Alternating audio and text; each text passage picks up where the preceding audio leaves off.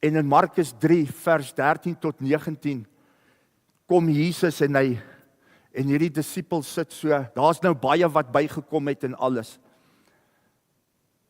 En Jesus het hierdie oomblik wat hy die 12 dan kies. En hy sê, julle 12 wil ek hê moet saam met my loop. En dit bring ons dan by vandag se boodskap. Hulle was vissermanne gewees. Hulle het geweet hoe om 'n vis te vang, hoe om 'n vis skoon te maak, hoe om nette reg te maak. Maar nou is hulle in die onbekende in. Hulle is onseker. En ek en jy is net soos hulle. Net soos hierdie 12 disippels. En Jesus het my en jou geroep die dag by bekering en gesê, volg my.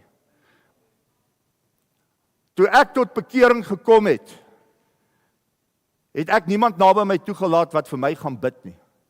Ek het niemand getrust nie. Maar toe ek die Heilige Gees ontvang, die eerste keer toe ek vir iemand moet bid wat siek is, binne in 'n casino, by Silver Star, waar ek voel die Here sê vir my bid, en ek, wanneer jy bid, dan wonder jy, gaan daar iets gebeur. Sê nou maar net, daar gebeur niks nie, wat gaan die mense van my dink?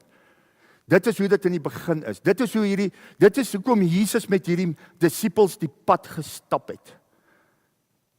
Dit is wat gebeur. In elke keer wat Jesus iemand genees het of aangeraak het, it was faith. Dit was geloof. En hoe meer ek vir mense begin bid het, en hoe meer ek die twyfel eenkant toe gegooi het ek gebid met die sekerheid dat God weet wat hy in hierdie persoon se lewe gaan doen.